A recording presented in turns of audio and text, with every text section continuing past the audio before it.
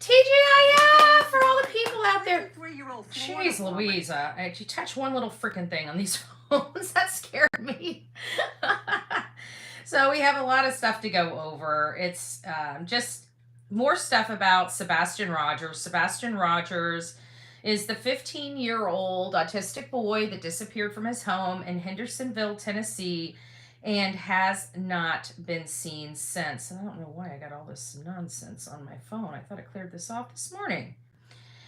And we also have some updates. As many know, that Rex Heuermann has been charged with 2 additional victims. So now his count is up to a total of 6. And we may go into those, excuse me, if we have time. We've got a lot of stuff going on here. There's a live out there. Apparently somebody reached out to me and gave me a link to a live I've got to listen to. It's like 3 hours. If you guys could ever, when you guys send me stuff to listen to, if you know around the location you need to listen to, please tell me. Well, we have 3 hours. I don't know where you think I miraculously come up with all this time, but I don't have the time to listen to people complaining on a live for 3 hours. I don't have that kind of time. So when I get 3 hours, when I get links that have 3 hours in it, and somebody says, hey, this is crazy, I don't listen. I'll be honest with you. I won't listen to the live. I don't have the time. So if you actually want me to listen to the live, you guys got to give me some areas, beginning, middle, end. If you know, like around the marker that the information's at, put that in there.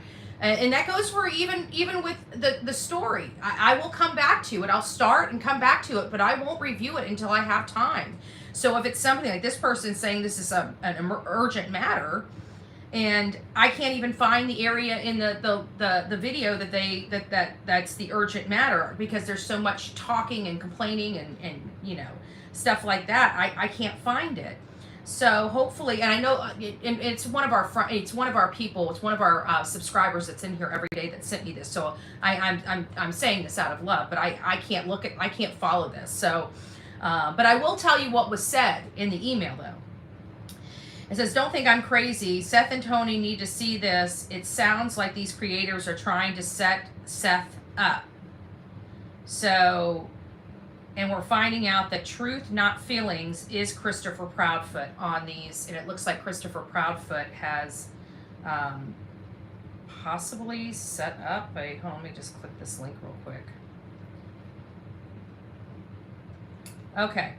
So Truth Not Feelings, it looks like it is Chris Proudfoot's channel. So hopefully maybe all the Chris Proudfoot lovers out there that beat up Seth for wanting to have his own voice on his own platform, hopefully they show Chris Proudfoot the same courtesy that they did Seth Rogers.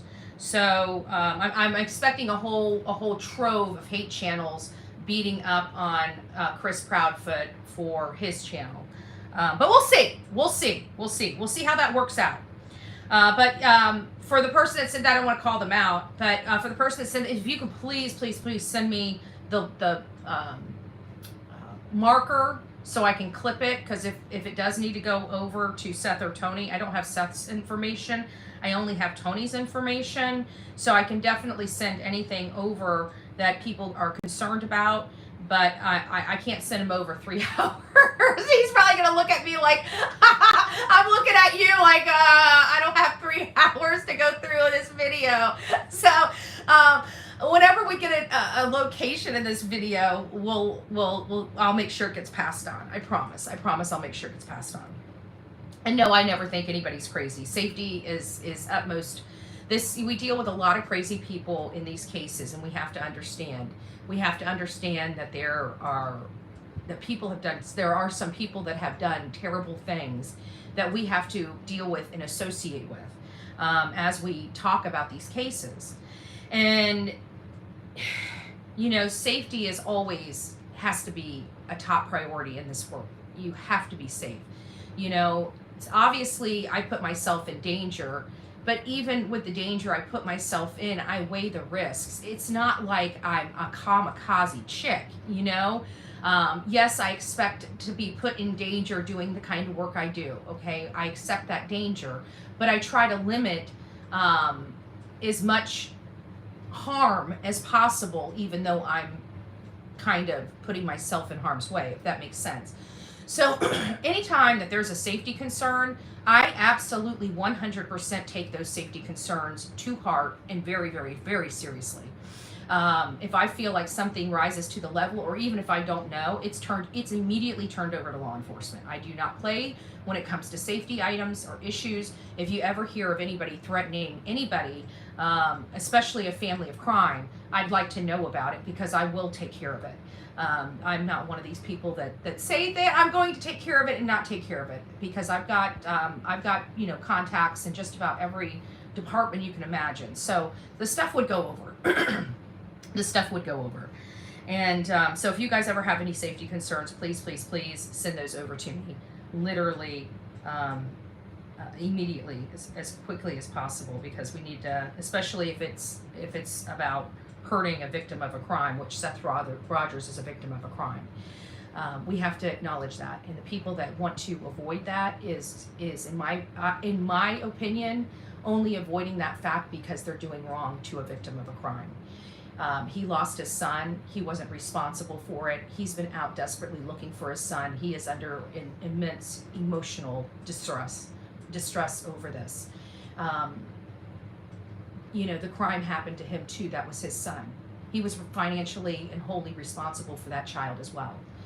And so this has been a horrible toll, as you can imagine, on any parent that wakes up to something like this, especially when they're not responsible, are completely innocent.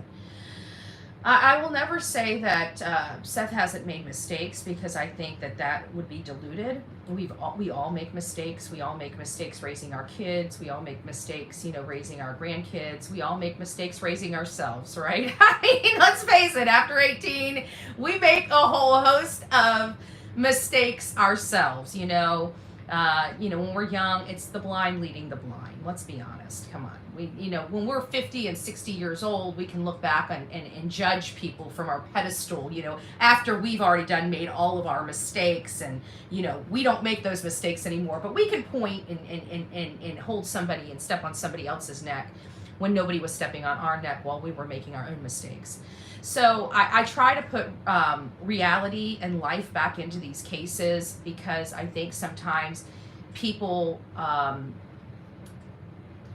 can expect more from somebody else that they don't even expect from themselves. And I find that to be one of the common themes here on social media, is that people put this unnatural standard on somebody that they themselves can't pass. Like, they can't do it. They can't do it, but yet they're expecting somebody else to do it. So what do I mean by that? Like, everybody's got a past. Like, if we were to dive into the people attacking Seth, I'm sure that we can find a lot of bad acting when it comes to parents and their children. I bet you we could. Does it mean they don't love their children? Does it mean that they don't care for their children? No, it doesn't. It means that there's a time in their life that they weren't the best parent to be. And that's okay. It happens. There's a time, think about anything that you do, being an employee, your career. There's a time in everything that you have not, you have not been a stellar participant in it, okay? So, this idea that he's got to be this perfect parent in order to seek help from us is ridiculous. And we're putting a requirement on somebody that we're not even putting on ourselves. None of us would, this unnatural perfection that he needs to be, none of us would pass. None of us, according to this new standard, none of us deserve to have our children. None of us deserve to, come on. It's ludicrous. It's ludicrous. And every time I read this stuff, it just becomes more and more apparent that people have a chip on their shoulder, because it's apparent that they've lost access. And they're upset about it. I have to go through a gatekeeper to talk, and it's part of it, and that's okay. You don't see me throwing a temper tantrum. And you know what? If Tony didn't respond to me, or got pissed off at me, or Seth got pissed off at me, you wouldn't see me go and wage war against them. I pray for them. I would stay on the sidelines still rooting for them until they came to their senses. And every opportunity I have, I would still provide help and hope. So, and that is a standard that I think everybody should have, personally, not just a few. So I don't know, obviously this particular creator is very concerned that people are trying to set Seth up. Well, the problem, the one good thing I can say is, we always want to be cautious of any type of, damage that anybody could do to why somebody would want to damage an innocent father of a missing child is beyond me. But you know what? I can't fix stupid here on these streets. So we just have to work within the confines of what we got, and we just got to rise above. But if there's any type of injury or threat, bodily threat, or, obviously if they're setting him up, they're trying to get him set up for something, either arrest or something, pushing him to the edge until he erupts again. I mean, I can't imagine what this man's going through, but he's got to be like walking on eggshells at this point, because he's got to be so broken. Like anything could probably set him off at this point. Like, and think about it, being without your kid for this long. If you guys wouldn't be ready to explode, then I don't think, in reality, I don't think you're good parents, in my opinion. Let me put it out there like that. I don't want to hurt anybody's feelings, but damn it, if after 90 days you're not freaking out about your kid missing, I'd have to question you, even if you're in my own clan. I'm sorry. I'd be side-eyeing you. And I don't think you guys think I would hold my tongue either. Even if you were from in here. He deserves better. He deserves better. So we have, where's my Facebook? We have some things. I hate when it pops up like that. Let's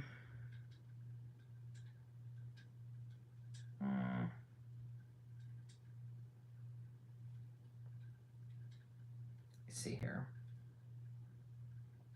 There was something in here that I had just saw this morning, but every time I save it on this particular phone, when I go back to talk to you, when I switch back from one thing to another, it kicks it off. So give me just a second. I gotta find it again.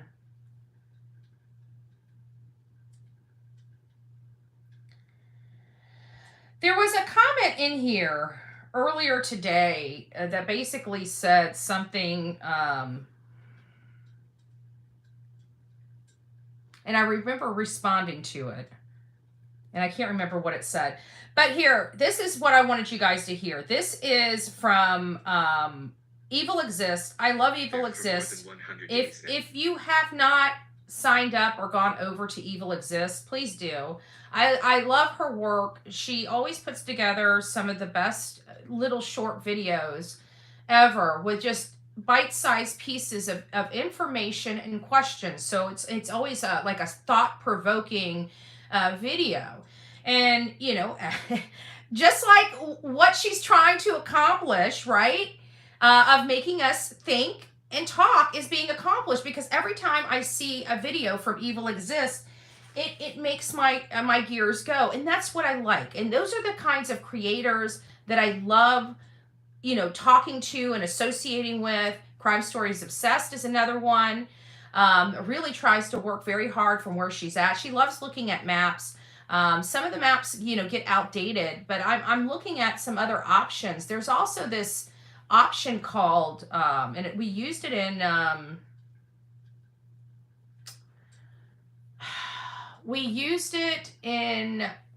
Kylie Rodney's case. And if I remember, it was a free service, and it was called like SOAR. And it had you could actually go to days. You could go to days. And I have to find it. I've got the link somewhere. I remember it was Stony Stone turned me on to it. But it was with the Kylie Rodney case, and I remember it had more real-time imagery. So I'm going to try to find that, since Crime Stories Obsessed is a map person, and she literally studies these things. I think I might find something that might help her a little better. So I've got to look into that. And if I do, I'll get that over to her. But I wanted to tell you that. But anyways, what was thought-provoking about this particular drop? It was about 16 hours ago that Evil Exists dropped it. And it's called Studied Summer Wells Case, ? And before I even play it, one of the people that posted it, oh, this was from Evil Exists, posted it. It says, let's not forget both kids had no shoes on, allegedly. And again, this is why I love Evil Exists, because again, makes you it gets your gears turning, and it makes you go back to the Summer Wells case. And you know what? She's right. Summer Wells was barefoot. And Sebastian Rogers is barefoot. There's just a lot of similarities and hallmarks that are attributed, I think, that we can attribute to Summer Wells and Sebastian Rogers. Not just the fact that Chris talks about the Summer Wells case a little more than I'd like. It seems like to me he's studied the Summer Wells case. It seems like to me that there are some playbook action items of Don Wells that Chris has adopted. These are a little concerning for me. Very concerning for me. Let me see what's in chat. By the way, guys, good morning. I'm going to go all the way up in chat. I know a lot of people are here. I want to say hi to you guys individually. I haven't done that yet. And we really don't have an itinerary for today. Today is going to be focusing on Sebastian Rogers. And when we go live later today, we're going to be kind of going through some emails, going through some videos. We're going to be answering your questions. We're going to be talking about topics that you guys want to do and talk about. We're going to, research it in real time, whatever comes up from you guys. It's going to be one of these things where it's just going to be a brainstorming session, a true brainstorming session. I've got a little direction on where I want the conversation to go. However, it's going to be basically, if people have questions, let's stop and look it up so everybody's in the know and nobody has to guess. And we'll have a lot of people there. So if I can't find it or don't know where it's at, maybe somebody will, and they can send it to me either in email or through Messenger, and we'll just play it like that, and then we can probably have more of a discussion about certain topics, because there's a lot here. There's a lot of questions we have from, the possibility of him walking out the door, the possibility of an abduction, the possibility of him walking out the door and then something else happening to him. The statements from Chris and Katie, the statements from Seth, the statements from Tony. We have all of this information that we can craft and kind of piece together. But because it's coming from a variety of sources, we really need to put everything into order and see what it looks like. And so now we've got some people preparing spreadsheets and trying to get this stuff documented so we can have something that's clear on its face, that we can say, that we don't have to rely on somebody saying, oh, well, he said this or he said that. No, this is what they said. Boom, boom, boom, boom, boom, boom, boom, boom, boom. No ifs, ands, or buts about it. This is what they said. This is where they said it. Hey, Merle's mom, it's nice to see you. So Daisy Joe, Colleen, Sam's Life, Merle's mom, it's nice to see you. Marcia, Barbosa, Gracie, P.S., Vermont Girl, Paula, Kelly, Betty Castle, it's nice to see you. Gracie, Andrea, Big Mac Mike is up in the house. Jose, it's nice to see you. Good morning, Karen. It's lovely to see you, my love. My love. Hell to the no, no, no.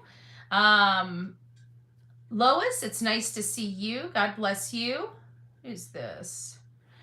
Oh, good gracious. Let's go ahead and hide that person from the channel.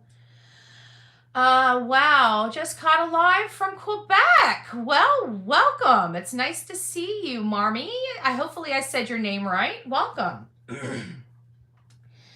Let's see what else we've got.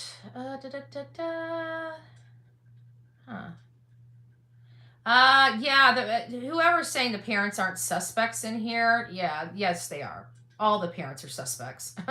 Yeah, period. All the parents are suspects. That has been stated by all Chris, Katie, and Seth. They all have recently come out and said that they have not been cleared.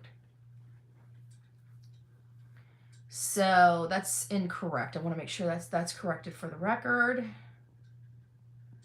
I've been up since 4 on fast forward as usual. Oh, that sucks. That sucks. Good morning. L Figs in the house. Good morning, my love. DNA, good morning. Tooth Fairy came for him. I mean, it's funny, but not funny. I mean, at this point, it's getting ridiculous. He didn't vanish into thin air. Something happened. Good morning, Jules. It's nice to see you, my love. DNA says, I'm done with app YouTube channels now. Bars, your Betty. After I seen yesterday from people's channels was beyond. It could actually get somebody unalive with what some were saying. I was fuming. People are very dangerous on here. Very dangerous. If anybody ever threatens my life or puts me in danger, please send it to me at bullhornbetty@gmail.com. bullhornbetty@gmail.com. I've got several active cases open right now for me. And so, quite frankly, we're just building a paper trail. So I need anything and everything. So if you guys ever hear anybody threaten me, threaten to come around me when they know they're not supposed to be around me, threaten to do bodily harm to me, threaten to show up, to disrupt me, disturb me, stop my enjoyment of peace, stop me from moving around freely in the United States, please send that to me at bullhornbetty@gmail.com. Either the Proudfoot hid him alive or unalived him. I agree. I agree. I agree.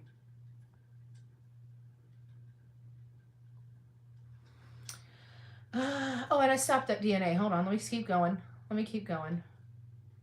And Running Bear, good morning. I hope you're doing well this morning, but I think you're kind of misdirected. Jacqueline, it's nice to see you. Shannon, it's nice to see you as well. What does Seth say? Seth gets updates via text, and he states he wants professional communication.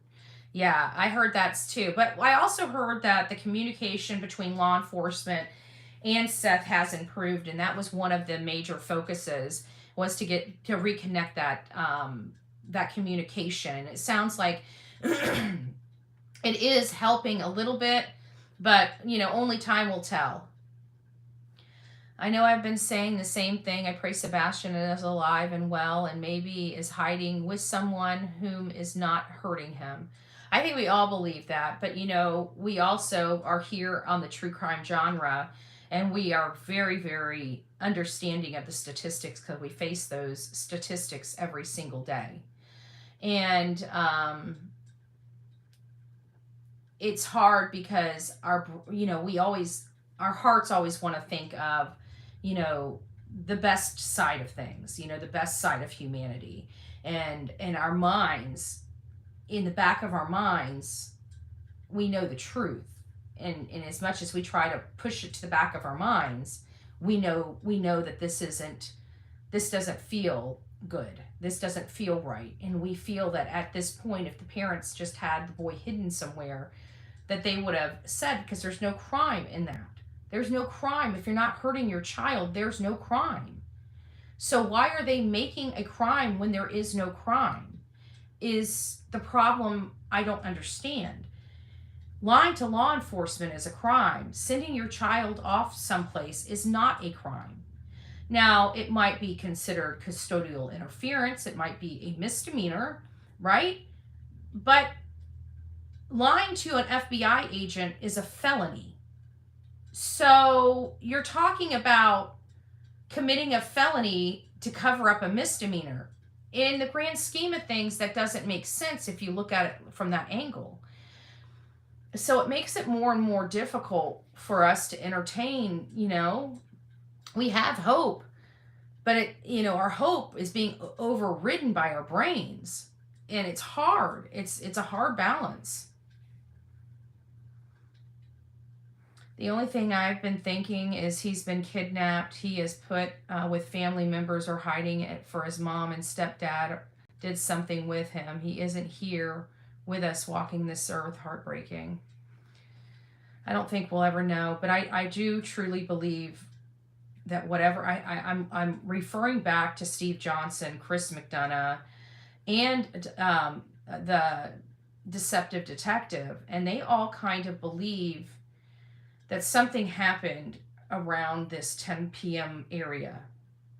And that's when she needs us to believe she fell asleep on the couch. You know? So why? It just doesn't make sense. She was on the phone for a really long time with Chris. He was the last one she called, she spoke to the night before, and the very first person she called when she woke up. That's problematic for me. I mean, strip away that she called him because of her kid. You know, there's obviously somebody missing that has never been seen since they were in the possession and custody and control of Katie. That person is missing. And there's a lot of weird behavior in and around the home.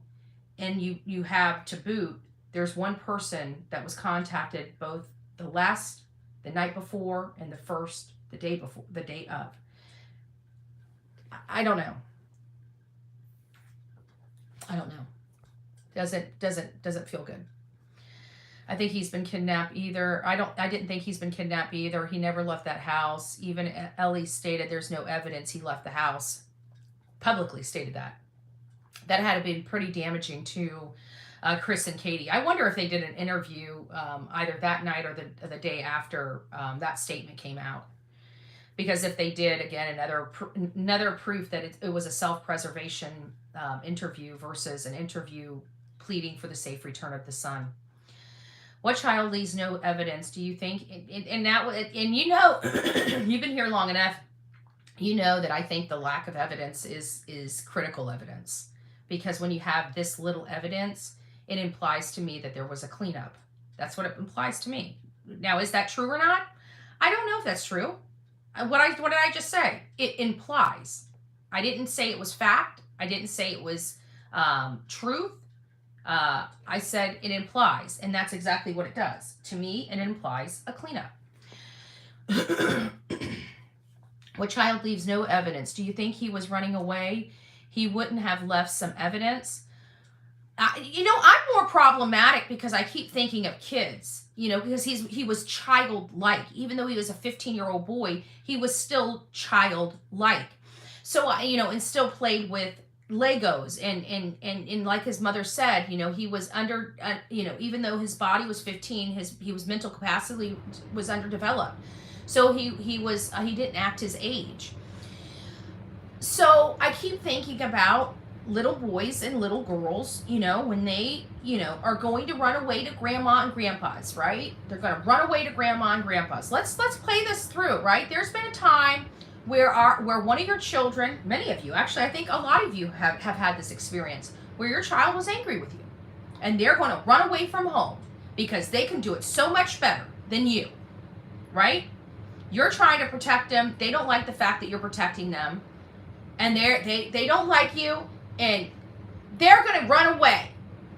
I'm leaving. I don't have to listen to you anymore. Right? And what do? They go to grab their favorite stuff. Right? And many of you guys sit down and say, what are you grabbing there? Well, I'm taking my game. Oh, I thought you wanted to be on your own. Yeah. Well, I paid for that.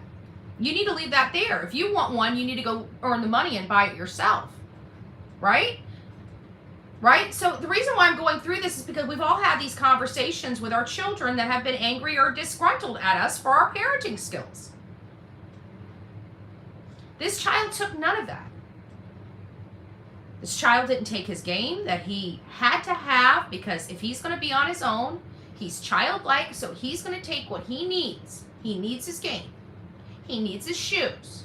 And he probably would think, okay, well, I'm running away from home. I need some food, right? And he'll probably go pillar think about it. A little kid would go And what would they most likely grab? Probably the snacks that are, go in with their lunchbox, right? The potato chips, all the junk food, because they're kids. They don't know better. So we have none of these actions. And we've all had these experiences with our own children or grandchildren. So you have to, for me, I try to apply the reasoning behind it. I knew you was awake and live. That's funny, T. Yes. Awake and live. Yeah. Good morning, 3 a.m. here. I don't know. I think it was like 5 a.m. I rolled over and I'm like, I've got a lot of work, to read today. And I was thinking about going on TikTok, but every time I go on TikTok first, then I just naturally upload the TikTok video. And then you guys don't really see me live, and it's Friday, so I wanted to tell you guys TGIF, and I figured I kind of got a mouthful this morning to say about a lot of things, when it comes to Sebastian Rogers, the Proudfoots. I keep going in here because I've got several accounts still active and ongoing for that horrible Facebook group. I see that people are still posting in that horrible Facebook group. They won't go on their YouTube channel. They won't go on anything, but they don't mind going and posting in this group that they think I'm blocked from and can't see, while they defame and hurt a man. And I just think it's ridiculous at this point. And it's clear, and people don't care, and they're just right along with it. It's clear these people are intentionally hurting an innocent man. And where is the moral compass of some of these people? Where is the moral compass of the audience where we don't attack innocent people? Especially when we have dirt in our own closet. And you know how I know there's dirt in the closet? Because every single one of you, we've got 248 people in here. Let me break it to you. Y'all got dirt. You know it, and I know it. Right? We all got dirt. We all got crap we don't want people to know about. Every last one of us. That's how I know. That's how I know. Every last one of us.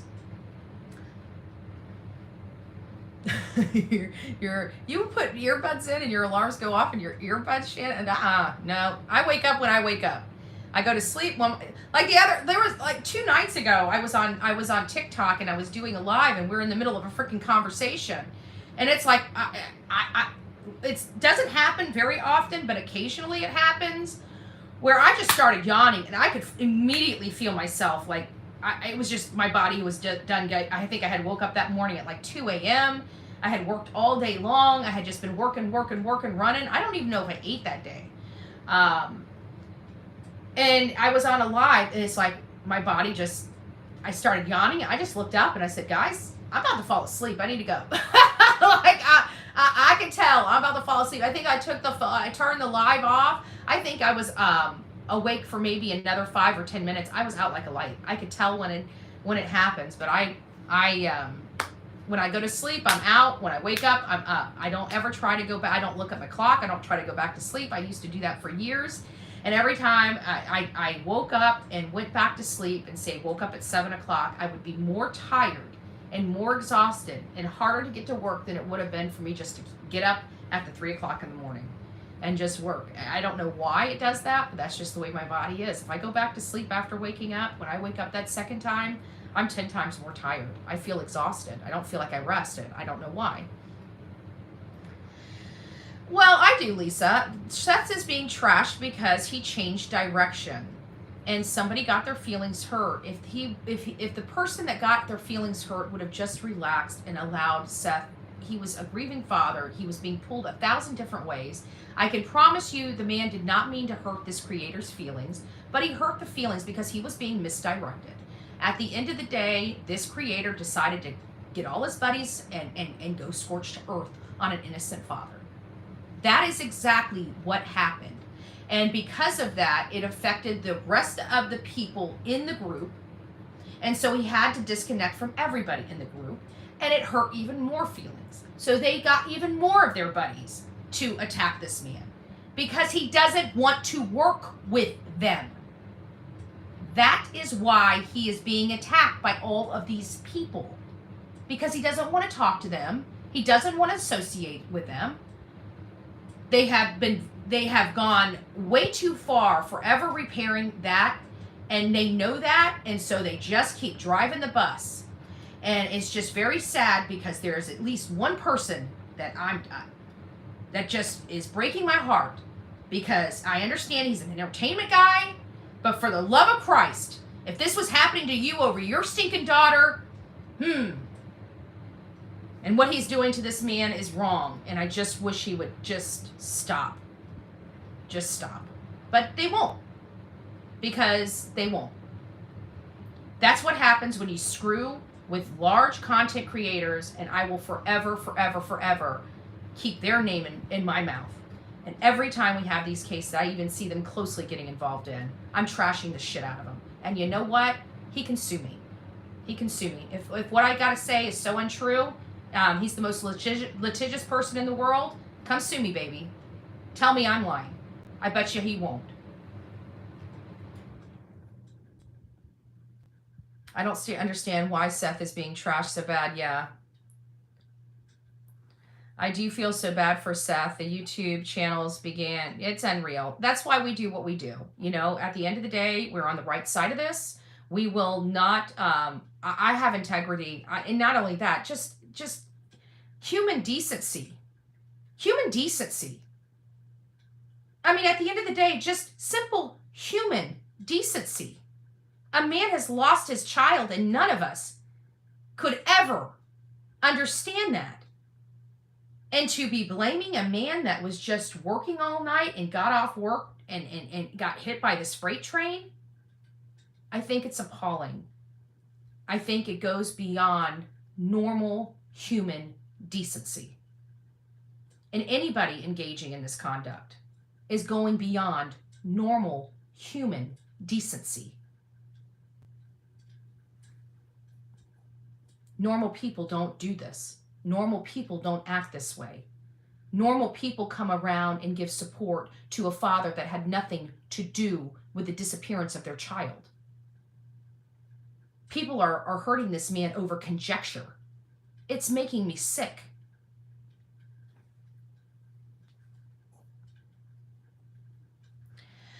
I'm extremely curious, why is it that the mother of Sebastian states what he was wearing in street clothing? However, last time she saw him, he was... Great question. I think we all ask that. Because one of my biggest questions is, what was his nightly routines?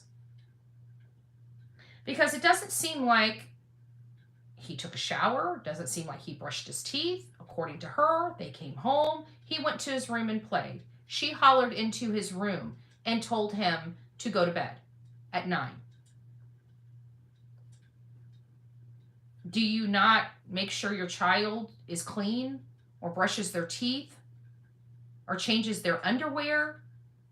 I mean, they were all up in his business now, weren't they? I mean, they did say he enjoys using the restroom on himself. I mean, how would they know that? So what preparations did she make that night before he went to bed? Doesn't sound like they made any. Kind of weird like that. Why wouldn't you make any preparations for your child's bedtime? I don't know. Good morning, Elsie. It's nice to see you, my love. I think if he didn't leave the home, he could have been in the laundromat. Like they're you know, guys, this is another thing I was thinking. There is the loft above the garage. And in that loft is a door. And it's a door to put larger items to store it in. Did law enforcement ever go into that door? Did they ever go up into the attic, you know, on the secondary level? I'd like to know. You know, because there are some things, I'm looking at it, there is a private cubby somewhere in that loft.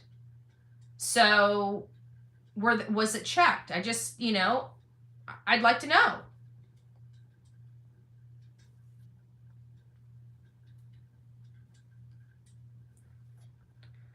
No shoes because his feet were on ground when he left. And that's another thing. Based upon everything that we learned about Sebastian, it would, if he did leave willingly out the front door without shoes, he most likely would have stayed on paved surfaces. He wouldn't have most likely went into the woods or wooded area without the shoes because of the dirt. So we have to look at that, and that makes it a little more difficult, you know, because how was he not seen on camera? He would have stayed on harder surfaces if he had no shoes and willingly walked out of the house, in my opinion. She was only awake 17 minutes of the 3. That! Bear. Exactly, Bear. If you guys don't see it, I'm pinning it now. So Bear's, oh crap, it just pushed me up. Now I gotta find your Bear comment again. Hold on, Bear. I gotta find you again. I don't know where you're at. It just pushed me all the way down when I posted that, so I'm sorry. But Bear just basically said that, you know, Katie was, according to Katie's story, she would have only been on the phone with Chris 17 minutes before falling asleep. Dad burn it. I lost you, Bear. I didn't, that means I lost all the other conversations too. I'm trying to find it now. Dad burn it. Well, we'll start back here. Hopefully I didn't miss that too much. But oh, I found it. Bear. There it is. She was only awake 17 minutes of the 3-hour call, or so she says. Great point. That doesn't make sense, you know, when we're breaking this down and we're putting it and not just listening to the words, but actually applying those words. It doesn't, the story around her, this whole event, this 9 to midnight event, this 3-hour span, okay? This 3-hour span is a hot mess express. This 3-hour span is literally littered with a whole bunch of misrepresentations and flat out lies because they don't bode with the information and evidence that we know to be true. Did he come home from the diner? Yes, I believe he did. A lot of people, let me just give you both sides. There's people on both sides. Some people don't believe that her and him made it home after the Texas Roadhouse. But there are a lot of people that do. I'm one of the people that believe he came home from the Texas Roadhouse. And for me, it comes down to the fact his shoes were in the house. And he left without shoes. So that really, to me, is what's telling me. But there's also a video showing he walked the garbage out to the end of the road as well. So we have that. But for me, it wasn't the video of him walking down the road and putting the trash out. It came down to the shoes for me. The shoes being in the house. So, but again, there's a mixed bag on that as well, psychic. So you're going to have to make the decision for you whether you think he came from back home from the restaurant. I personally think he did, but there are some people that don't believe he did. I'm always late for everything. Oh, we're having just a conversation, Melissa. You're good. You're not late. He's wearing sweatpants and long sleeve shirt. I don't believe that's what a child wears. But exactly. But listen, and I've said this from the beginning, Riz. What bothers me the most is I find it awfully convenient that this child is literally in all black from head to toe. He's in a long black t-shirt and long black pants. Awfully convenient for a kid running away from home and no camera picking up even a ghost or a movement of what could potentially be a person. She remembers, also she makes no mention, that's exactly it. Nothing. And I've been saying that they've made no information. As a matter of fact, let's just go over this because you guys know, if you've been with me, you know I've had a set of questions that I've had since the beginning of this case. I've had them since the beginning of this case right here. And now I haven't updated this since new information has developed or anything like that. This is literally, I think I did this It was in March. It was in March. I believe it was in March when I prepared this list. And and some of these questions have been answered because the two aunts and a cousin, we now know that Aunt Melissa and her daughter went to BJ's with, or at least allegedly, that's what Katie's saying, went to BJ's. Katie went and picked up the niece and then met Aunt Melissa with the niece at BJ's, and probably, the cousin ended up going with Aunt Melissa home after BJ's, probably something like that is what it sounds like. But when we get to back here, I start asking about from the Texas Roadhouse back, and one of my questions is, what did Sebastian do when he got home? What was his state of mind? What are Sebastian's evening routines? Did Sebastian change his clothes at all during the day? Was Sebastian wearing a diaper that evening? When did Sebastian change into the clothes that he disappeared in? So those have been on my question list for a significant amount of time, and I have been unable to answer the question. Besides a couple of wonderful locals searching, is there any other people searching, such as LE? The answer to that is no LE, no professional searches by law enforcement are being conducted right now. I don't even know if they're doing isolated searches in other locations with the help of other resources or other, municipalities or governments, like county governments, because you got to get permission. So, like here, I have Manatee County, we have Sarasota County. If we needed to go do an investigation or have some work done or look at a certain area, our county would have to reach out to their county and get permission, or they'll provide their own officers to go out there and search and look and try to acquire whatever the Manatee County officers need. So it's a jurisdictional matter. I wish the neighbor, but I wonder if they're doing any of those type of searches in other areas, broader areas, like down the I-40 corridor, or in Memphis, or in Mississippi, I wish the neighbor directly across the street had night vision camera. So, some of these do have night vision camera, but somebody has been bringing up a point, and it makes a valid point, and I heard Chris say it, and I don't remember where, but I remember Chris Proudfoot saying that, if you're at the door, or open the door, or something like that, a camera, and I'm assuming he means the camera across the street, would pick you up on their camera, the movement. And so my question is if that's the case and he went out the front door, why isn't there any evidence of the lights from the inside glimmering out just ever so slightly as he opened the door? I don't think that the house would have been pitch black, him walking through it. It seems to me like he would have turned a light on, or there may have been already night lights or other things in the house illuminating, so Sebastian could move freely without hurting himself at night. Something like that. Well, when he opened the door, why did it not trigger the camera with the lights that came out, with it being so pitch black?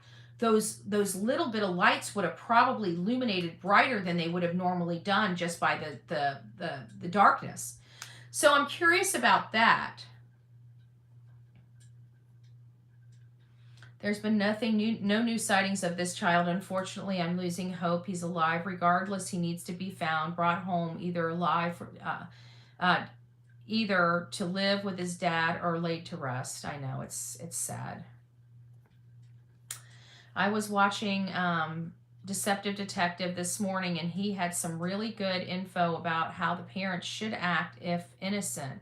While he wasn't referring to the Proudfoots, it all applied, and by his standard they appear guilty. Yeah, well, I think anybody that has common sense. Now, I can't help, there are, and I don't mean to ever be disrespectful, but it's the reality of the situation. There's a lot of people out here that have no education, that don't understand. They don't understand any of this, and they've got channels, and they're angry. They're like, oh, they're beating up on parents. There's no evidence. Because they have no earthly idea what evidence is, what the standard of evidence is. They have no idea outside of their own personal experiences with law enforcement or the court system. They know nothing. And so they're actually misrepresenting and deceiving and misleading their own audience because of their lack of knowledge. And it's infuriating sometimes because everything is available on Google if they look at it, and they don't. They don't try to look at these municipalities. They don't try to look at state laws in Tennessee or what applies in Tennessee. They go off what they think should apply. That's not how the world works. They think that this is the way it should be. They think this isn't evidence. This what it is. They think because it's emotional for them. It's not logical or educational or saturated in fact. It's all their opinion and emotion that is actually completely untrue to the reality or the law. It's and people are offended because I call people stupid.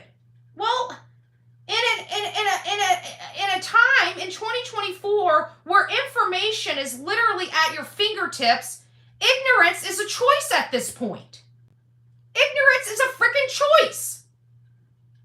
So I'm sorry. It irritates me when people choose to go out and say stupid stuff without doing the most simplest searches or fact-finding or just education for themselves to be up to snuff on what they're talking about. It's irritating for me. It's got to be irritating for a lot of people. And then, good God, let them correct them, and they're ready to go to the mattress over something that's stupid and like has nothing, like they're just wrong. But they won't listen. So you can't even argue with idiots. I check my children during the night. My autistic children sleep with a parent.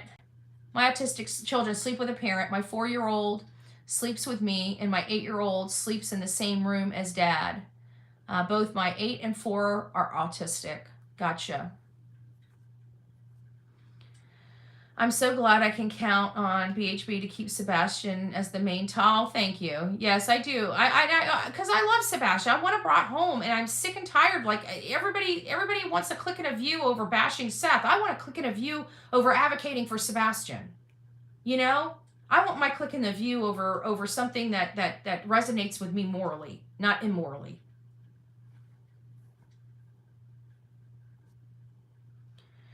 You got that right. I have 3 kids. One is 20, 10, and 5 years old. Tell me why I poke my head in and make sure they are okay, sleeping soundly. Then I'll wake up at 2 a.m. or 3 a.m. and poke my head in again. Wow. Yeah. I watched a trial of a stepmother, says her boy ran away. Nope. She unalived him, packed him in a suitcase, ditched him. So many trials this year, parents unaliving their children.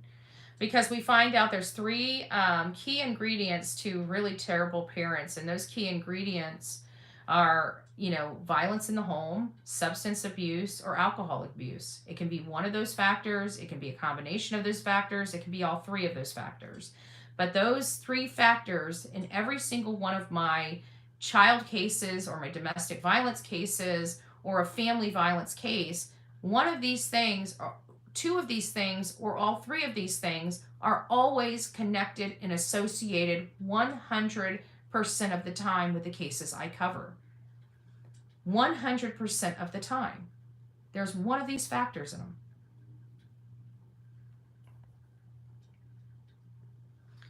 In all fairness, my 8-year-old ASD boy doesn't wear PJs. He wears a school t-shirt and shorts because he won't wear anything else. Gotcha. All right, where else are we? Let me go down here. Does anyone really know? Yes, if he called him the R word, yes. That is the one thing. So Shannon, yes, he did. That was one of the things I could corroborate fairly easily.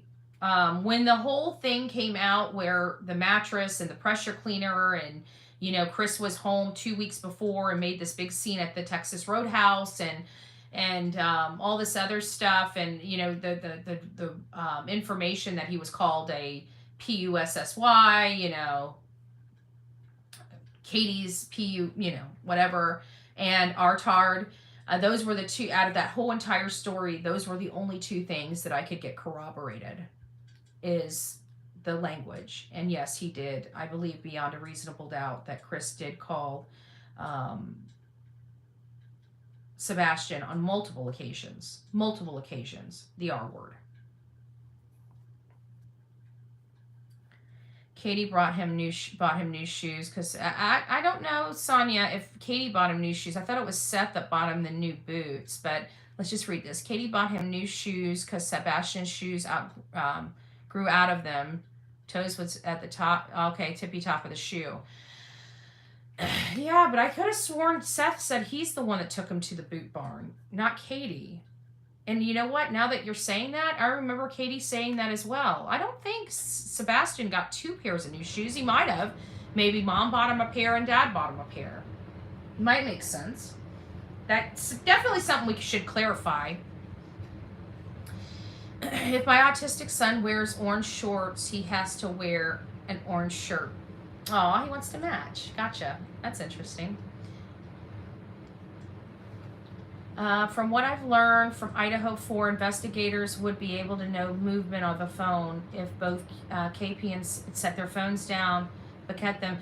Well, what I'm thinking is at 9:40, this is what I think happened. If I had to kind of visualize what I, like my theory in practice, if I had to visualize it, what I think happened is something transpired inside that home. So just bear with me as I try to collect my thoughts and put those thoughts into words. Just bear with me. So my personal belief on what happened so far, you know, there may be some information or a critical piece of information that we may get later down the road that might make me modify this, but this is what I foresee took place. Whatever reason, whether it was an overtaxing day or whatnot, it sounds like there may have been an altercation or something that ensued, probably around, 9:20, 9:30, and maybe started escalating. Okay, it's, to me, I feel like something happened where Katie physically put her hands on her son. I believe that whatever happened when she put her hands on her son may have injured him gravely or instantaneously. I think that all kind of came to a head right at that 9:43. I think she called Chris freaking out on the phone. And so the reason why I asked about the phone is because I can imagine Katie being a total wreck and pacing up and down and throughout the house as she's trying to figure out what to do, because at that point, the oh shit factor would be in full effect. She would be almost a little confused. She would have been, in disbelief. She would have been flooded with a whole bunch of adrenaline. There's just a lot that, so I anticipate this major anxious event happening with Katie Proudfoot inside that home while she's on the phone with Chris. Now, that could be one potential possibility. And so I want to know if she was running around the house at that time, because then that would obviously poke holes in the fact she was sleeping on the couch and fell asleep. Now, something else that I truly believe could be more likely a culprit.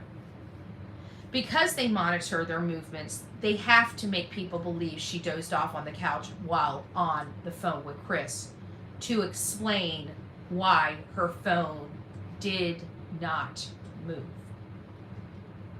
So we have two alternate theories, both of which would have different answers, both of which still imply Katie's culpability, no matter how you look at it, in my opinion.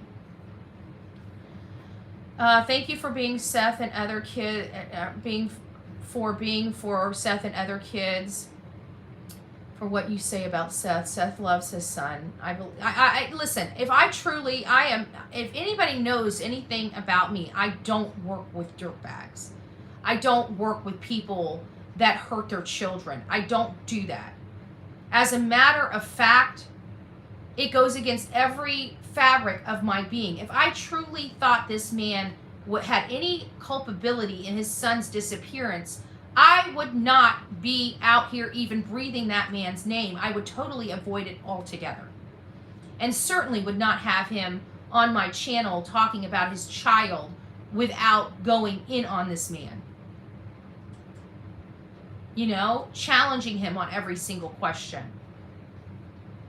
This man was railroaded by a bunch of hurt little kids on these streets. And that is the reality of it. You can believe it, don't believe it. I really don't care. That's the truth. I have no reason to lie. I have no dog in this fight. The only thing I have been trying to do is salvage this man and protect him by my channel, because what I see is wrong. Totally and totally and totally wrong. And I want literally, like, this has damaged and fractured any relationship with the people that are literally sabotaging and hurting Seth. This will forever change our ever relationship in perpetuity. I have literally don't want anything to do with any of these creators, and I won't. And if anybody knows anything about me, when I say I'm done, I'm done. You can apologize to me. We'll be friendly, but we done. You see what I'm saying? We done.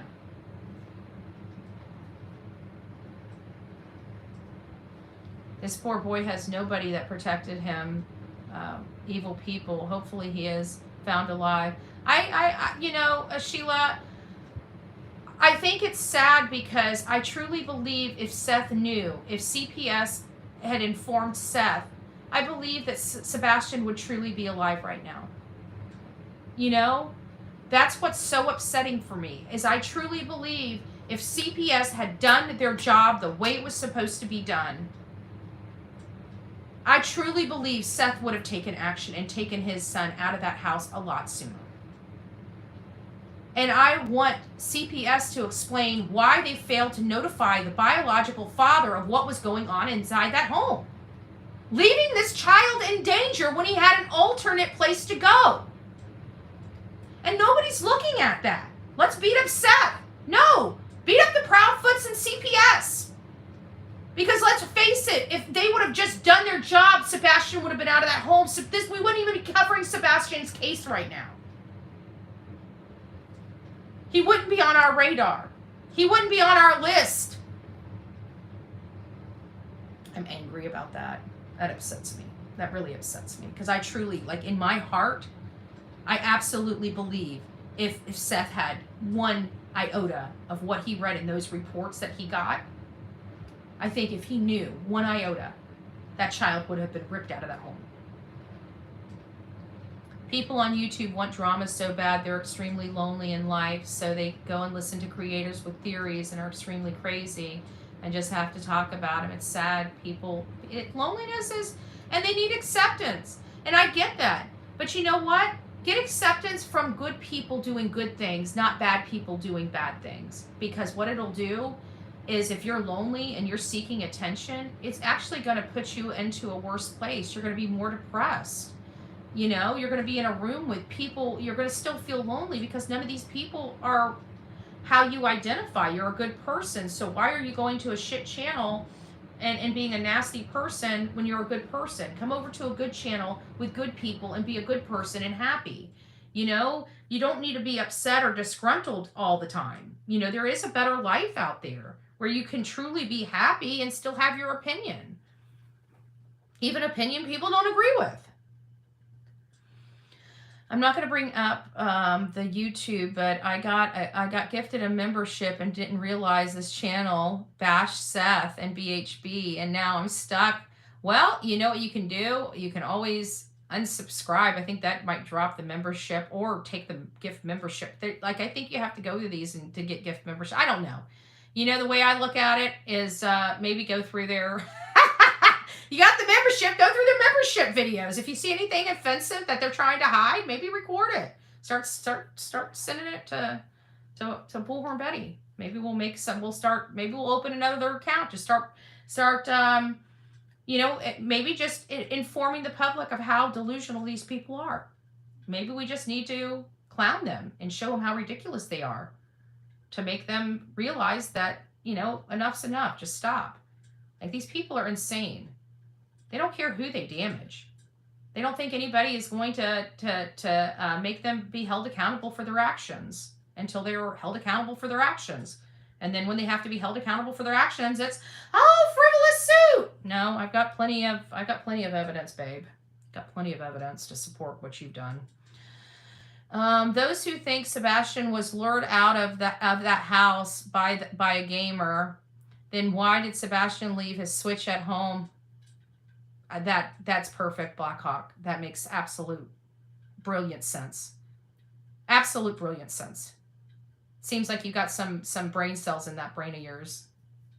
It's nice. But yeah, it doesn't make sense.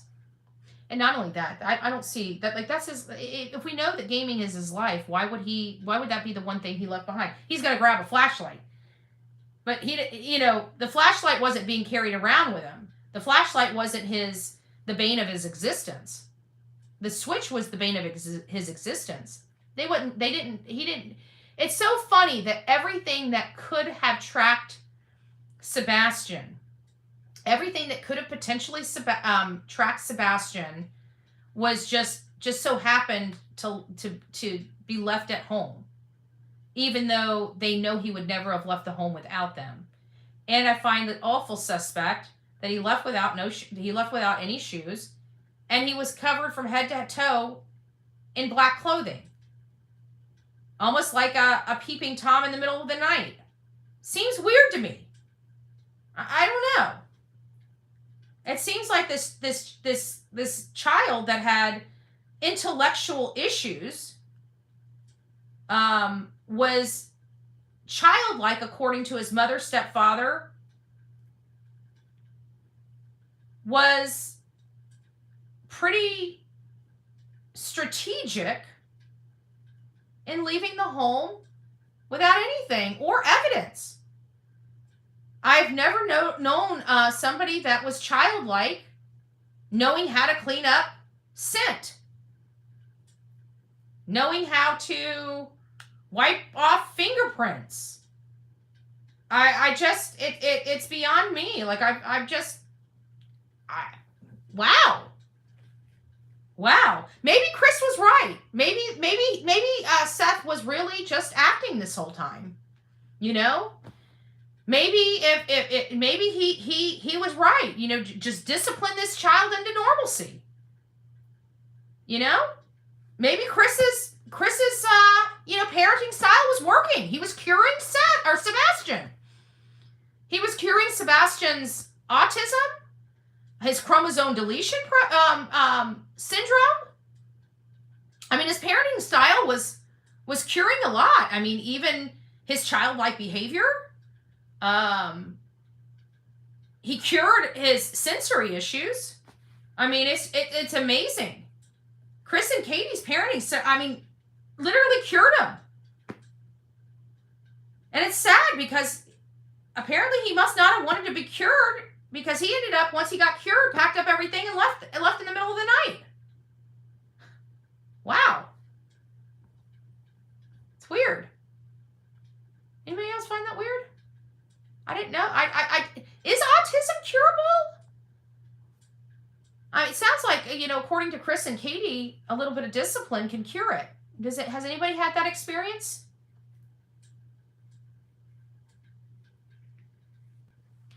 I wonder if the flashlights were KP and Sebastian, as any of them flashlights came back. I don't know. Seems awfully funny they're talking about flashlights and we just so happen to see light sources outside of the back of the house. I mean, what are the odds of that? Like, seriously, what are the odds of that? Like 1 in a million, 1 in 100,000? I mean, what are the odds? I really like to know the odds. If I have a mathematician, I'd like to know the odds. And trust me, I believe we have some mathematicians. My cousin is autistic, and she is never without her handheld electronic game and headphones. It's like she has to have it in her hands and her headphones around her neck, even if she isn't playing. Interesting, you know? People don't think that like that, you know? And that's true. That's true. Hey, Pebbles. I don't know if I said hi. Oh, I am Team Summer. It's nice to see you, my love. I hope you're doing well. We are here discussing Sebastian Rogers. If you cannot stay on topic, we will time you out. Act like adults. Who's acting out? Who's acting out? Apparently, I'm missing. We have one rule in here. Don't be a dick if you can't follow it. Like I really could care less about you. Like I will literally block you. I am with you there. Hold on a second. Let's just keep reading. If I find out that you guys are violating the rules, I really don't give a rat's ass about you. Okay, so yes, you need to leave. It's funny that we're talking about a child, and you got people that are associated with a couple channels here on these groups, on these streets, and one of them I'm suing. And they keep coming over here and harassing me, and I can't get them to stop. And now they're turning their attention to damage one of my mods. So I've sent her attorney a cease and desist this morning. And I will be filing an emergency motion if the conduct doesn't stop. So there is that. I'm no longer going to allow this small group of people to terrorize this channel and keep destroying people's hard work and destroying them and damaging them for no other good reason than over lies and assumptions. It's no longer acceptable here, and obviously I'm taking action. I've been taking action to get this stuff under control. And why these people just won't leave us alone, I really don't understand. There's like 1,000 million people out there, and they just are so obsessed, and they just won't stop. That it's becoming very concerning for my well-being and safety. Period. It's not a joke anymore, and it needs to stop.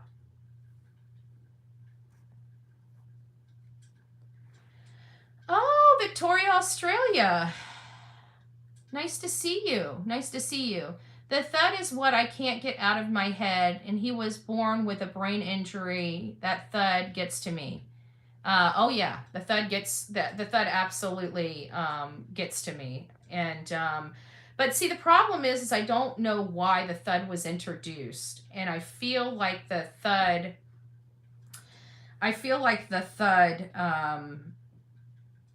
is either a plan B, or maybe like somebody else had said. They wrote me a letter. I can't remember who it was, and said that it might have been because they were worried about whether or not the thud was picked up on somebody's Ring doorbell camera, and she had to introduce it because it wasn't there at the beginning. The very first interview, she said she was asleep on the couch. So I kept thinking, that doesn't sound right. But now that we're looking at this and we're talking about phone movement, is the reason why she needed to say that she was asleep on the couch is because her phone wasn't moving, and that's how she has to explain it to law enforcement? That's why her phone wasn't moving around? It was just an open, dead line? I wonder if they can see if there's like activity, like audio activity during that time frame. That would be interesting. Not necessarily the, okay. There we go. There we go. So, sorry about that. Yeah, I got them. It's sad that these people want to disrupt avocation for a 15-year-old boy. It shows you the evil in our world. The evil, the pure evil. The devil does exist. That's why we pray so much on this channel. To me, these channels and these people that act this way, I think are evil. I think that they are close to Satan. That's how I view them, personally. And so that's why I refuse to even watch their channel or even give them the view, is because I think they are pure evil. I don't believe the thud. In my opinion, it's part of their story. Yeah, but I keep wondering. But there had to have been allowed. I mean, I truly believe she hit that boy. I do. I believe she hit that boy and something happened. Either repeatedly, she lost her cool on him. And I'd have to think there had to have been some type of sound of that. I just don't think that this, no matter how you look at it, even if she shoved him, he would have had to hit hard enough. It would have made a sound. And maybe she was concerned that one of the neighbors heard it. You know? Maybe law enforcement brought it up to her and said that, hey, well, we heard a noise. You know, one of the neighbors talked about hearing a noise at this time. Can you tell us about that? You know, it might have been something like that. A lot of analysis that has been done on their statements by professionals, they believe the thud is true, but not how they are saying that. Yeah, okay. Yeah, that's kind of in line. They believe the thud was true, and that, yeah, I think somebody heard it. I think one of their neighbors may have heard it and may have reported it to law enforcement, and law enforcement may have questioned them about it. And that's why all of a sudden the thud started being introduced. The thud late added to the story, introduced in the third interview, and could have been introduced to make it sound like he ran away. I think mom lost it. The thud is a cover. Yeah, I think the thud is the mom, honestly. There was a thud. There was a screaming. It was a screaming or crying. That's interesting. I don't know. I've always felt since the beginning of this, it was either Katie or Chris that lost their stuff on Sebastian. And the reason why I had thought that so early on was because the way that they were acting. One of the statements Chris said in the green shirt interview, which was the first interview I had ever heard of them, was that Sebastian didn't know, he was always in his personal space. It seemed like that. And if you see, and I caught that immediately at that interview, but you hear it said many times throughout other interviews about the personal space, you can tell that this personal space issue really, really bothers Chris. It really, really, really bothers Chris. And it doesn't seem like he has the patience when Sebastian is in his face. And I keep, this is one thing that keeps being honed in on, in my opinion. And it's not really even honed in on subtly. It seems like it's honed in on regularly and notably, is this personal space problem that Sebastian has. And how when he sets his mind to something, he won't stop. That's what was told to us. If you don't believe me, go rewatch the green shirt interview. If that is the case, then maybe he got into Katie's personal space and was being aggressive, and Katie lost her crap. She was the only one home. Something happened. Something definitely happened. Debbie, I just don't think he's safe anymore. I don't think, at this, if we had something,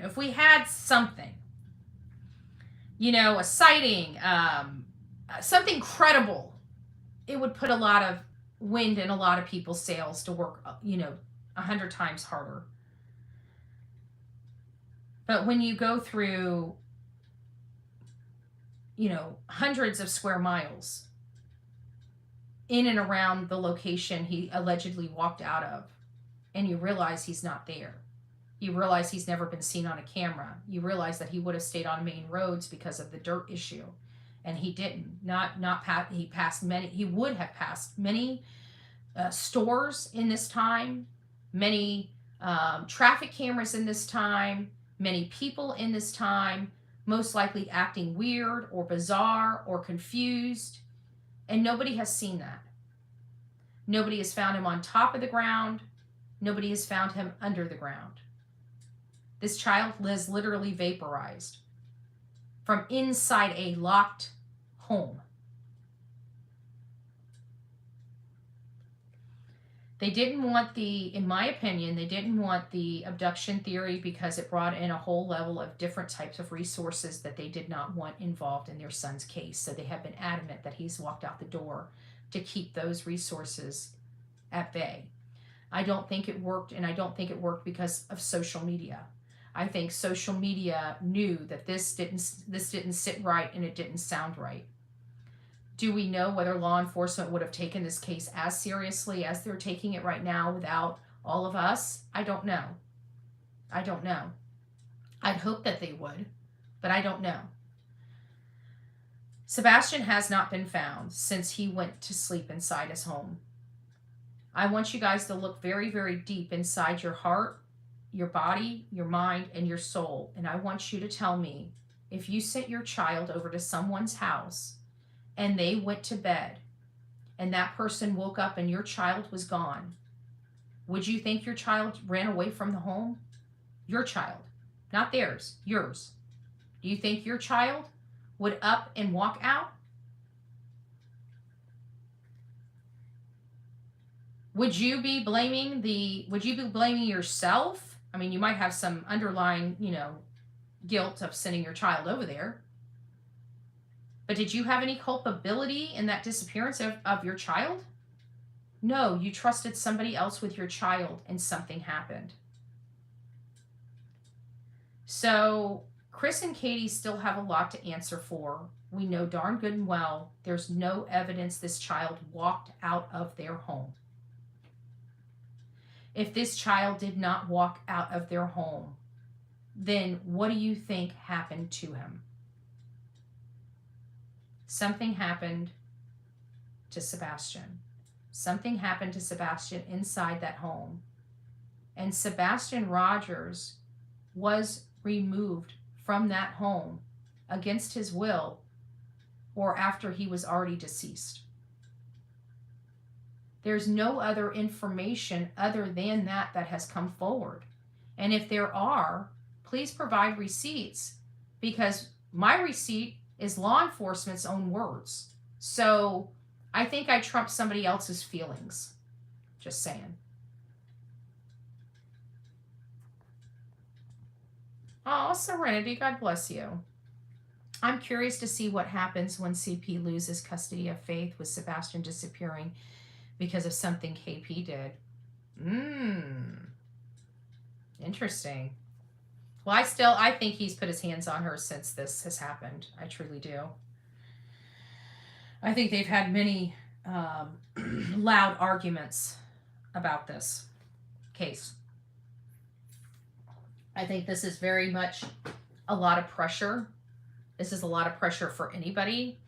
But I think that they had in their mind that they were just going to say this child walked away. He's an autistic child, no harm, no foul. He was going to be deemed a runaway. He was going to be put in a filing cabinet somewhere, and he was going to be forgotten. That's what Chris and Katie had hoped for. That's what Chris and Katie had hoped for. Chris was happy about the best part of it is, Sebastian didn't leave any evidence behind. We have to listen to what Chris is really saying to us, right? The best part is there was no evidence left behind. The best part. The best part. I don't know if that will stop ringing in my ears. The best part.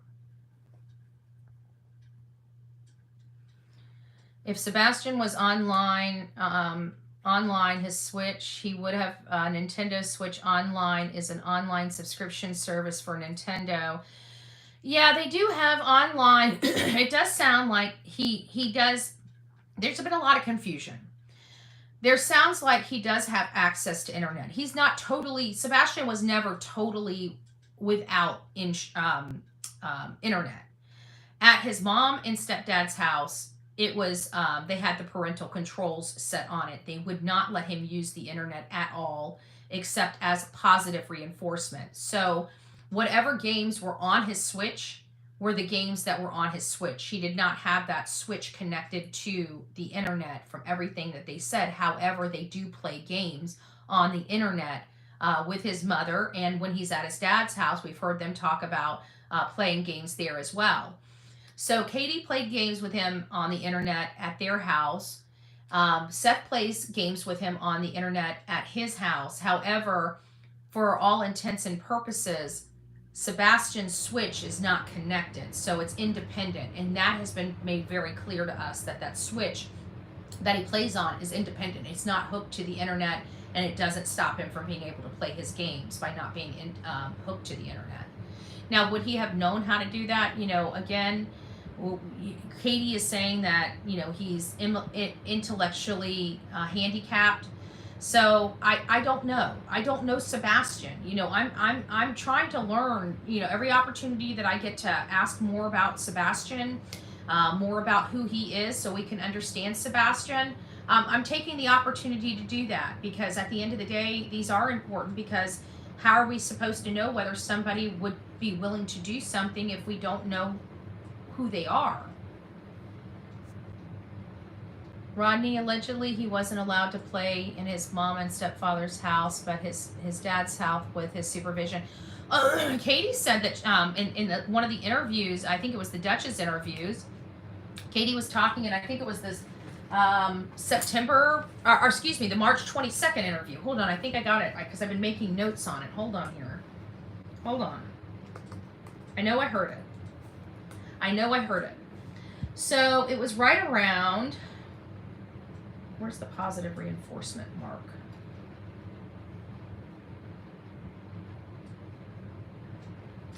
It's on the Dutch's second interview, and it's between the 1 hour and 24 minute mark and the 1 hour and 27 minute mark.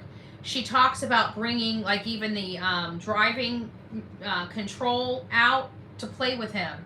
And that's right around when they use the internet as positive reinforcement. So even Katie and Chris allowed him to go on the internet under supervision as a positive reinforcement.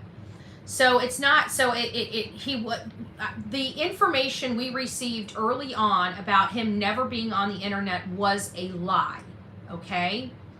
They were not being truthful to us. And where did that perpetrate from? Katie and Chris. Why? Because they didn't want anybody believing that there was an abduction. Why? They didn't want the resources coming in. Why? Because they didn't want people looking at them. This was a runaway kid. They need him to be a runaway kid. They need this file to collect dust. They need their child to be deemed and classified as a runaway. They don't want an investigation. That's why they've been so adamant that this child was not abducted and just ran away. They don't want a criminal investigation.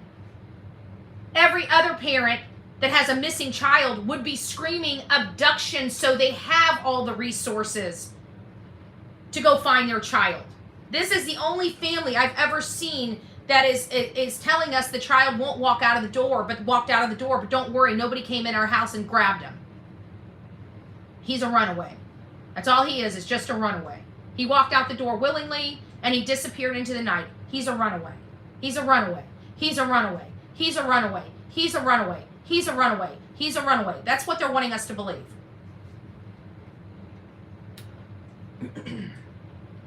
EquiSearch have been involved and searched over 50 ponds within 5-mile radius from, yeah, I think they need to go out of in that area, and Chris being there so long, they've got to go outside of the 5 miles. They've got to go outside of the 5 miles.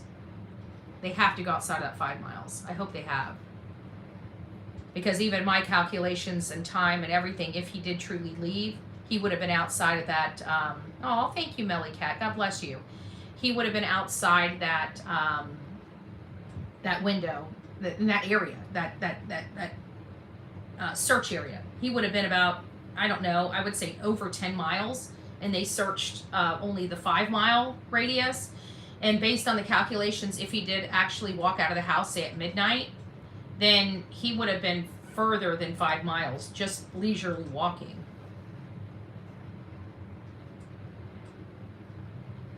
Aw, thank you, Barbosa. And again, I want you guys to remember, let's play this tape through, guys, because I think I found another critical piece of information. So what we heard from Katie, and I think I said this last night, I may have said this last night here or on TikTok. Either way, it comes here anyway. So let me just repeat it again. Oh, maybe it was earlier in this show. I don't know. We've talked about a lot. I think it was earlier in this show, actually. Is Katie's story. Let's talk about February 26th. Let's only talk about February 26th, okay? Katie wakes up in the morning. One of her first things she does when she wakes up is she goes to get Sebastian up, right? She wants to get Sebastian up and start getting him ready for school.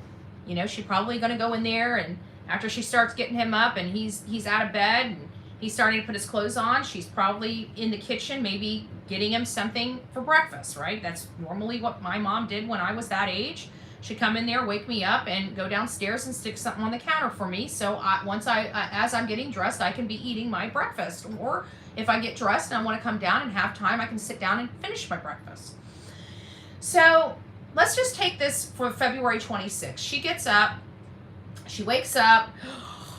All right. What time is it? Oh man, it's 6. You know, let's go get the kid up, right? Let's go get my son up. Let's get up, right? So I'm getting out of bed. Now I'm getting out of bed and I'm walking through the house. And I go into my son's room. My son's not there. Okay. Sebastian, where are you? Are you in the bathroom? Hey, buddy. Are you already up? Did you get yourself something to eat? Sebastian? Sebastian! Right? Now you start walking around the house, looking in around corners. Sebastian, where are you? Sebastian, you're starting to make me get a little nervous. Can you please come out? Right?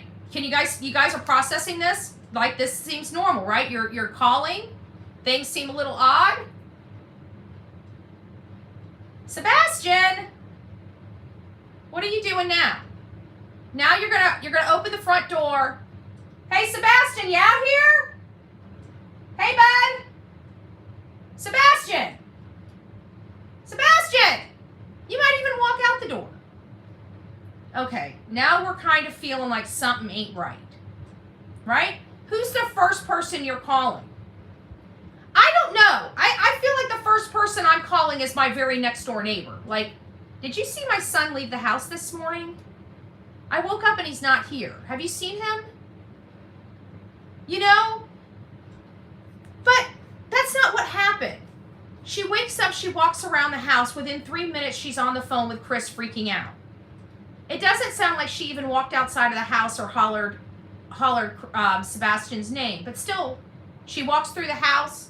She picks up the phone. She calls Chris. She says that she immediately gets in her car and starts driving around the neighborhood. We're learning from body cam footage when law enforcement was called and they met to the house that Katie wasn't at the house when they arrived, according to what we're hearing. So when Katie arrived back at the house, she should have been in pajamas. She had absolutely no time to change clothes. She had to be in pajamas. Does law enforcement have her pulling up in pajamas? I bet you we're going to find the lady was fully clothed with shoes, not house slippers. What was Katie wearing? Because that means something to this girl right here. That woman should have been in pajamas. She had no time to change clothes. None.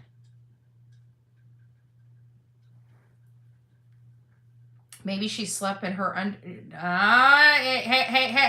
You guys don't like, we can speculate. But we have no evidence that that's the way she sleeps whatsoever. And she's got an autistic child that may or may not come into her room in the middle of the night. I don't think that would be appropriate. I wouldn't waste time on the phone. My brain would have been running all over. Right. So And not only that, but where's the cameras from across the street seeing Katie running out her front door and freaking out and hollering for Sebastian? Or did they not ever see her come outside and all of a sudden she just happens to get in her car and just start leaving?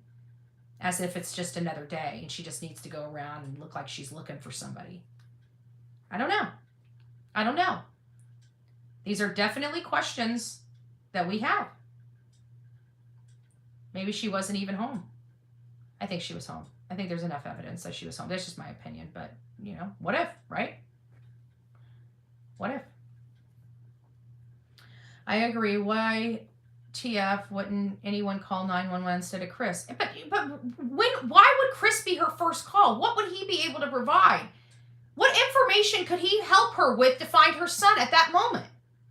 It seems like the first reasonable call would have been the neighbors, or walking over to the neighbor's home and saying, hey, you know, Mary, what time were you up this morning? Don't you come out here for coffee every morning? Did you see my son?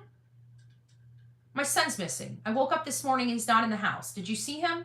I walked over to each one of my neighbor's doors before I ever called a man that's 3.5 hours away. Me personally. When I had animals here and one of the dogs got out, I didn't call my husband that was working in Sarasota. I called my neighbors down my block to see if anybody's seen my dog. And people say, oh, why do you always keep bringing animals up as human beings? Because my most experience is animals. I don't have children. I had my grandchildren. I raised them fine. They're thriving. They're great kids. I know what I'm doing a little bit, okay? Did I do it perfectly with the first one? Probably not. By the third one, I'm good to go. I got this. I got this, chick.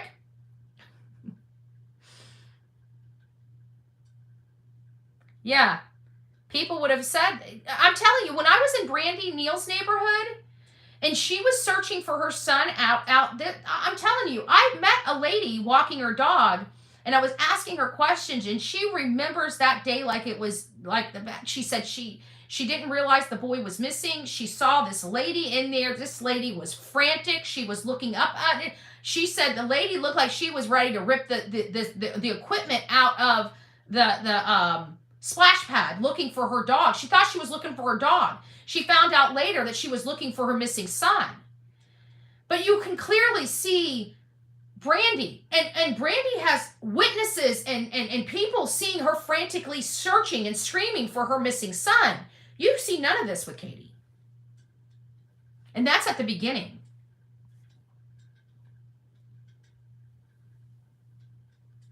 And that was at the beginning. All I can say is hug your babies no matter how old they are. You never know. Cases like this have opened my eyes to the evil in the world. It's scary as hell. It is. It is. But you know what's more scary?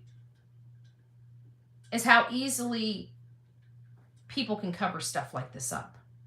I think that's the most terrifying. That somebody can cause such grief in law enforcement in the search for something like this.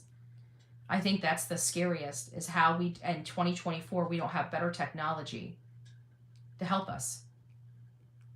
You know? That's what's frustrating for me. KP could have gotten dressed every morning as military.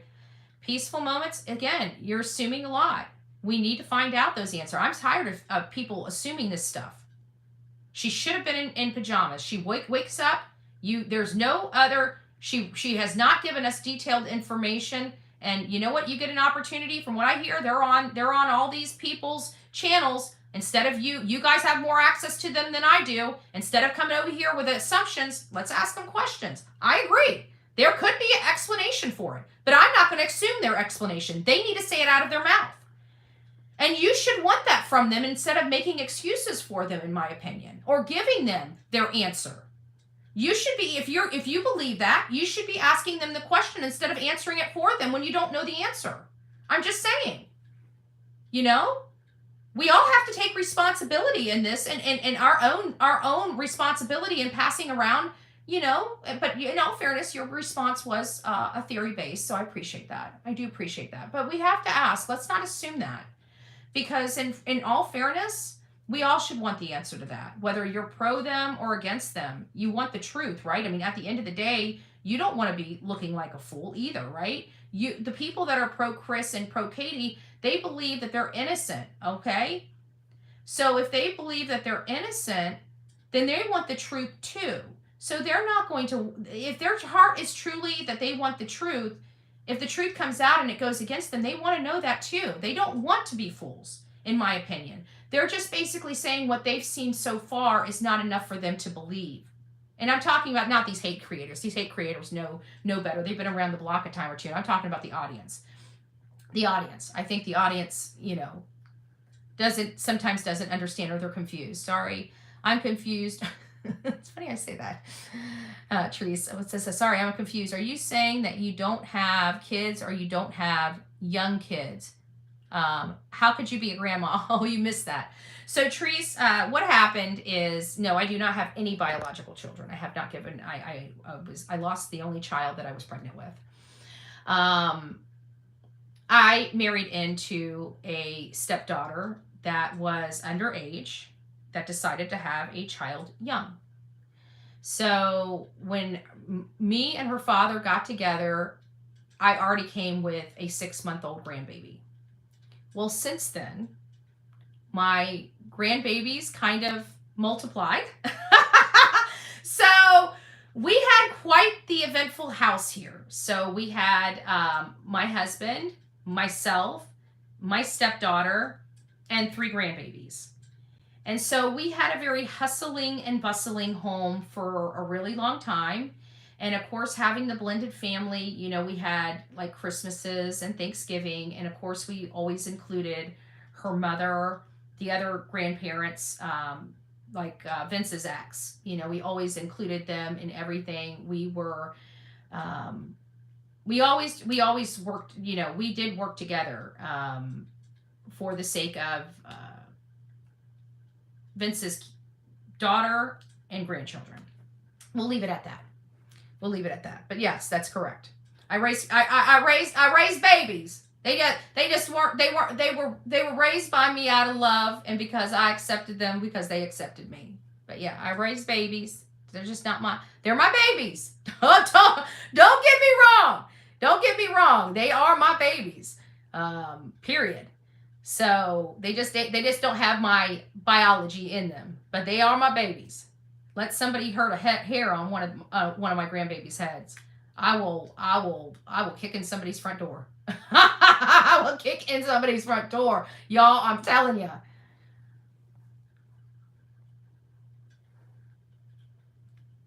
No, he a only child of Katie and Seth. Yes, he's the only child of Katie and Seth.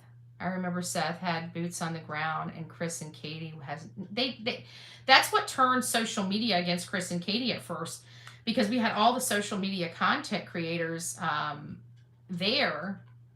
All the content creators there, and the one thing that was glaring, everybody was reaching out to me like, holy crap, Katie and Chris aren't here. Holy crap, Katie and Chris aren't here. Holy crap, Katie and Chris aren't here. And I'm like, why aren't they there? And, they had that disagreement and that altercation or whatever over that GoFundMe, and everybody started blowing me up over that. And I'm like, holy crap, what the hell's going on out there? I'm stuck here. I'm like, God, I wish I was there. I can't get there fast enough. Guess what? We're still here 3 months later, right? But, yeah, I think that's what really turned people that were out there. I can guarantee everybody out there searching that day is still not a Chris or Katie Proudfoot fan. Every single person out there is still on Team Sebastian, and in respect of pointing their finger at the Proudfoots. Every creator out there, just about. None of them have wavered except one that got hurt feelings. Everybody, all the creators out there got hurt feelings, but only one creator decided to go scorch earth and bring his collab of idiots with large platforms with them. Don't worry, baby. I'm a patient woman, and you pissed in my Cheerios, so I'm sure that's going. Just when you think everything's just great, you're gonna see me, and I'm gonna say, hey, remember me? Hey, remember that time you You tried to destroy that innocent man's life. Remember that? Hey! Oh, you didn't do that. Oh, here, let me put this out here for everybody to see. Oh, hey! Don't forget me. Hey! You know? Oh, Southern, it's nice to see you. Well, it's been great, guys. We've went over way over this morning on this conversation, but it was good. And I got to hang out with you, and I got to talk with you, and I got to answer your questions. Salty Ma'am says, I'm a little behind. I'm at the part when KP woke up and noticed Sebastian wasn't there. Oh, step. She thought he we went to the kitchen to fix breakfast. She doesn't have to pass. That's what I'm saying. But I had a floor plan. I'm going to be out there anyways. I'm going to the records department's public record. They can't prevent me from getting it. I'm going to get the floor plan for their house. I'm going to see their house for myself. You know, it's not like Chris and Katie are going to invite me on in. So, hey, you know what? I know public record laws, baby. We'll have a floor plan for the Proudfoot home. And I am going to be there. So I'm getting the floor plan. And then we can talk about an educated discussion about sound barriers in the house. We'll know exactly where everything is. We'll see the loft. We'll see the door. We'll see any other cubby holes that might be in that house that were built in. I'll be able to see. We did this for Don Wells, right? I got the whole plan of his entire mountain, right? I got the whole plot. I even got where their wells are located on their property. I mean, on the Wells property. I look for the wells on the Wells property, right? So when we get out there, we'll have those answers. I'm not going to sit here and speculate over that floor plan. It went to their house. But everybody's saying the floor plan's wrong. Somebody tried to draw me a rendering of it. I don't like any of it. You know what? I didn't get it. It was sent to me. I'm going to go acquire the correct one. I don't have to worry about somebody else's mistakes, work, or anything else. So we will know for a fact the floor plan of the Proudfoot's home, probably within a day or two of me putting my feet on the ground there. And then we'll know for sure. I'm not going to... I don't know. I'd like to see where the kitchen is in conjunction with Katie's room. I'd like to see what other sound barriers are between Katie's room and Sebastian's room. I'd like to see where Faith's room is in conjunction with Sebastian's room, and then start looking at that and applying, windows and seeing where they're at and what houses are the closest to them that might pick up sound or movement from inside their home. So we've got still a lot of work. You got to remember I'm behind schedule 3 months because of the vehicle problems that I was dealing with. So it feels like our problems, and we've still got a couple things. I still have an axle that needs to be replaced, which is minor. My water pump is leaking a little bit. It's still minor. I can fill up the radiator. It's not causing me too much problems. But those are two things that are in the next 6 months that are going to have to be replaced. I'm not taking the car to the dealership or the mechanic for the water pump. It's going to be too expensive. It's a time-consuming job. I'm just going to rip the front end of my car off and do it myself and be done with it. That's the cheapest way that I can go. I'm not spending any more money into this car that I don't have to spend. The axle, on the other hand, I think I'm going to have the mechanic do it. So that's where I'm at. But again, I'm not planning on doing any of these repairs. I don't have to do any of these repairs today. The car is running just fine, and it's not affecting the engine. As long as the car is staying cool and there's plenty of water in it and the pump is pumping, that's all that matters. And that's where we're at. So it looks like we're going to be going to Tennessee. We're going to be going to Tennessee, I think at the end of... I was going to try to get out there this next week, but it's going to have to be at the end of next week. So I'll be going out there. I don't know what date it is. Oh, excuse me. I don't know what date it is. I'll have to get the date. But we do, I am working with Olivia, and we're putting together something for Sebastian as well as Layla Santinello. So once we get all that stuff together, we'll be good to go. We'll be good to go. All right, guys. Well, thanks for coming and hanging out with me. TGIF, we made it to the weekend. And guess what? My mommy's coming back home. Yay me. Yay me. You got to remember, mommies suffer with their children. So while I was going through this, not only was my mods suffering because they care about me and they saw how miserable I was, but my mommy, you know, was suffering and she was trying to help. And if you can ask my mommy, I don't allow her to help me. So, you know, so she has to sit by the sidelines and watch me struggle, you know. But in all fairness, I love my mom and I love everybody, but it's my life and I got to go through the struggles. You know, it's not for everybody else to deal with the struggles with me. But I mean, that's what we do. So, oh, is it Stephanie's birthday? Did I miss something? Did I miss something? Stephanie, happy birthday! I'm not singing for you today because my voice, you just heard it. You don't want to hear, happy birthday to you, toot toot. All right, that's what you got. That's what you get. But thank you. I missed it. I didn't see that it was somebody's birthday. And for everybody else's birthday, this is June. So if you had a birthday in June, a big shout out to each and every one of you. But more specifically, Stephanie, it's nice to see you. Happy birthday. Enjoy. You know what? I always like the Friday birthdays, right? You can kind of let your hair hang down. Take this as a blessing. Take this as a blessing. I saw on Facebook that they are doing a community search, I think on the 16th. I don't know what today is. I thought it was going on this Sunday. I heard somebody saying that they were doing something this Sunday, but I could be wrong. I'll find out. If I can be there for a search, an organized search, I will be. You know, I'll be happy to be there for an organized search.